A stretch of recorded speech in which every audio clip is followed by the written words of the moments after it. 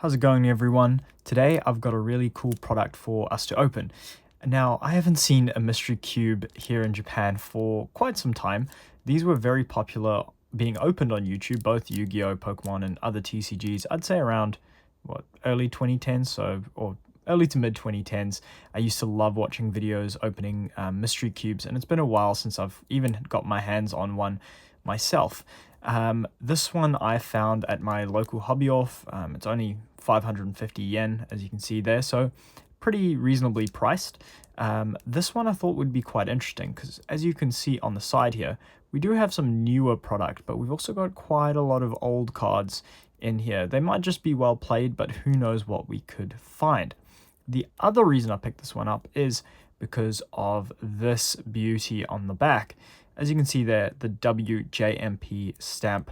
This card was a featured promo card in one of the Jump magazines, the monthly Jump, one that usually features a Yu-Gi-Oh comic and a promo card. I've been hunting for many of the magazines over the past few months myself, as now I do live here, so I'm able to look for these cards.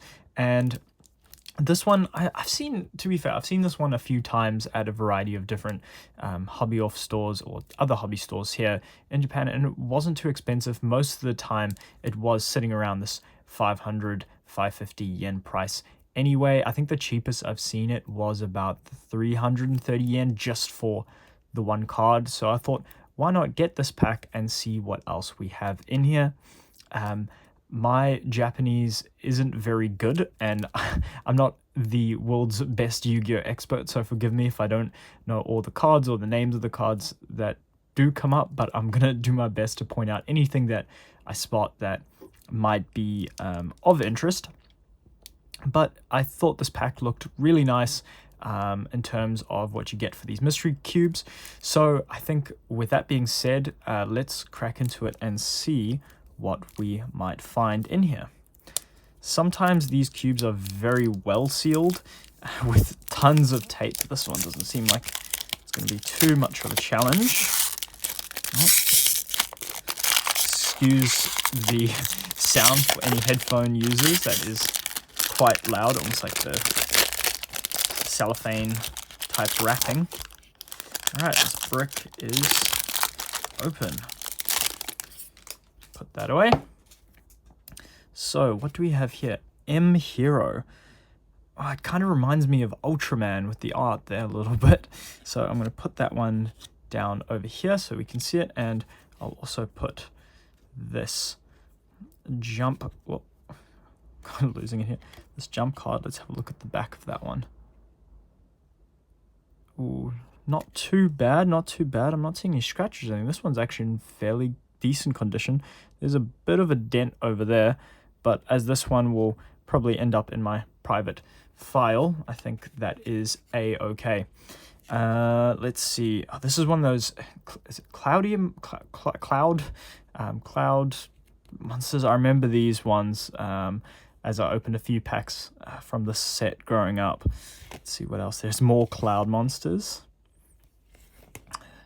Oh, there's some reflective text on that one. Oh, a mystical space typhoon. It's always nice. Some more text on that one, but more damaged. This is a funny looking card. Little cat looks like a ball of candy floss. Can't remember the name's slipping me now. I feel like I'm on the spot, but with the silver text, this Japanese version of the card looks so nice. A lot of these cards look like early, is it early 2010s? Am I wrong? Does it say? No, it doesn't say. I recognize quite a few of these, but I can't put my finger on which set it necessarily is. Oh, we do have some holographics here of like, this looks like a bug train thing. We've got this one, number 94, an Xyz monster. That's quite nice. Oh, there's a very damaged one, but this must be one of the early base sets because we've got no set symbol on the, or no, The stamp, the Ivorus stamp in the corner. It's blacking the stamp, and some of the early Japanese sets didn't have the stamps on it. But looking at the text, it's quite condensed. Replica. So maybe this was from a promo set, but it's definitely one from one of these ones, one of those early sets with the no stamp on it. Nice pendulum card.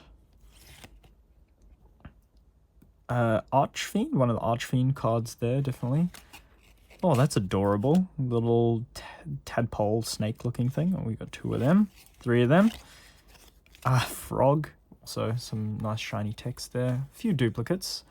Nothing too major in terms of duplicates though. Sometimes these packs can be really full of them depending where you might be able to find them from. We got Elemental Hero here. We got 2 copies of him. What pack was this? A DP1. What's this one? The giant kangaroo thing. I remember that one. Quite a few fusions here, but these are, for the most part, they look all right. Some classics there. More Elemental Heroes. Oh, nice. Gaia the Magic Knight fusion. Gaia the Mystical Knight? Gaia the Magic Knight. Mystical Knight with the Skeleton Dragon. Oh my gosh, I just can't remember anything right now. My mind is completely blanked on any card names that I'm looking at. Oh, yes, this is awesome. Okay, let me tell you some Yu-Gi-Oh card lore. This card was actually censored in the Western release of this card. I've actually been hunting for this one as a part of another small series of, I guess, video releases I had, and it's all about censored and sort of hidden cards here that you can only get in the Japanese release. So this one in particular was a censored card. The Western release, they had to change the cannons on the front of this VWXYZ fusion monster because the guns, they were deemed to be too realistic for the Western audience. So they were changed to a more cartoonish version to fit in with the artwork of that card. So this one, this is so awesome to have in the collection. Let's check the back out as well. Looks relatively good. That is so cool. I'm so happy I got that. I'm over the moon. That's the other thing. The cards I was, little wing Karibo there. That's so cute.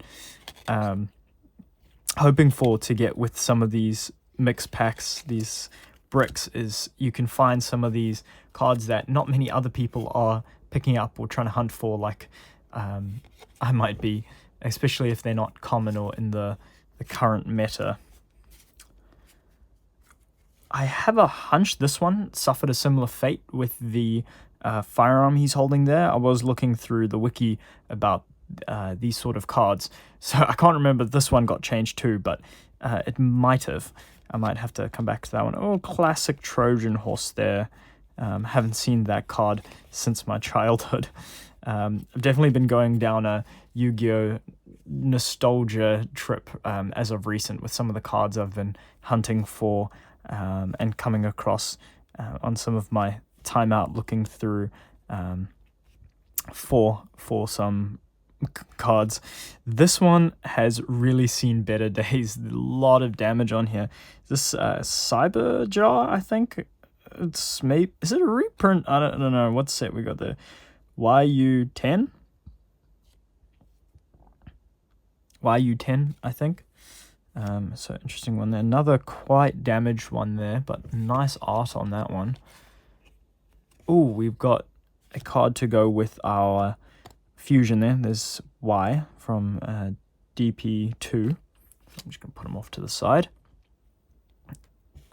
Kind of reminds me of Guts from Berserk if you look at the sword and some of the armor detailing there. That is really cool. We got some really awesome cards in this. I didn't expect to be getting some cool pulls from a very cheap cube, despite some of the damage on some of these cards. Like, I think card condition does make a difference if you're a massive, if you're someone that's in Yu-Gi-Oh specifically for investment and sales. Obviously, card condition matters, but if you're a collector, for example, let's say this YZ card, beautiful card. If you're looking at this artwork here, the cannons, the uh, crocodile, I think this is really cool. And despite the damage, I'm happy with this card because even then, down the line, if I want to find a better graded copy, I can always get it and sell this one on for cheap. But for now, I've got a card with really good artwork, and there's a little scratch over there, but for the most part, the main part of the card's in decent enough condition. So for now, I can be happy with that one in the collection. And, who knows? Maybe I'll find a better one day and I'll be able to swap it out. But for now, I'm just happy I've got the card. Can settle for what I can get and what I can find. Especially with the prices of many TCGs, the way they've gone nowadays. If I look at Pokemon or even Yu-Gi-Oh, some of them have become just so ridiculously expensive. And I'm in the TCG hobby because I love cards, I love collecting cards, and I love art. And of course, playing the game that they're from as well. But for me, as a collector, I just love cards. I just want to be able to have the cards that I like and the art and be able to support the games that I enjoy. And I think that's what matters at the end of the day, being able to collect the cards and you can always upgrade it later depending on what you're able to find. Here's something interesting with it's Kaiser Seahorse, I believe. We've got some different printings here. This one's from SK2. These two are from SD13. So there's some interesting something interesting spotted there. Let's see, what else do we have? There was something specific about this artwork. I can't remember off the top of my head now, but there was something I'd read that was maybe it wasn't necessarily controversial, but it might have been changed. I just forgetting off the top of my head now. Some of these warrior arts on the early and sort of mid 2010 Yu-Gi-Oh cards were so awesome. This one reminds me, it looks like a mosquito. Let's see, we're getting towards the end here. Maybe will there be anything else interesting that might show up? Ooh, that's quite cool. Looks like it's almost got an extra border on it there with the artwork it has. Some shiny text on that one. This is like a child dark magician. It's quite a funny one. He's the guy on reinforcements from memory. An early iteration of Witch of the Black Forest, maybe? Or is this specific Japanese art? Bit of damage up the top there, that's a shame. Some more of these Speedroid type cards, and we've kind of gone through these. So that was the brick. Let's look at some of the more interesting cards that we had here. We had these two almost like not original, but seemingly replica cards. I'm not sure what set they're necessarily from. I mean, this one doesn't even have a set symbol, so gonna have to do some research about some of these. And this one definitely says replica, so that must have been from some sort of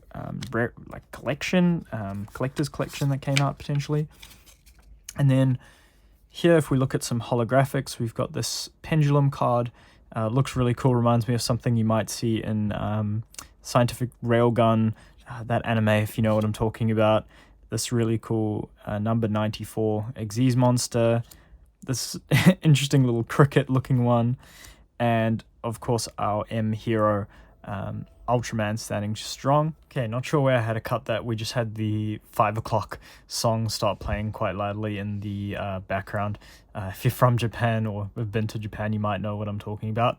But we had this M hero, our Ultraman looking guy. And yeah, so that one was super cool. Also, our very golden, beautiful jump promo. Super cool to see that one. And then, of course, we had these XYZ type or VWXYC monsters, which I just thought was so cool. This was just cool to get despite their condition, especially this one with the uncensored original artwork. So I'd say all in all, a fairly good set of cards. On that note, thank you all for watching. Do you want to see more of these mystery brick opening type videos? I really hope you enjoyed it, and I'll see you all next time. Hope you stay safe out there, and don't forget to subscribe. See you in the next one. Peace.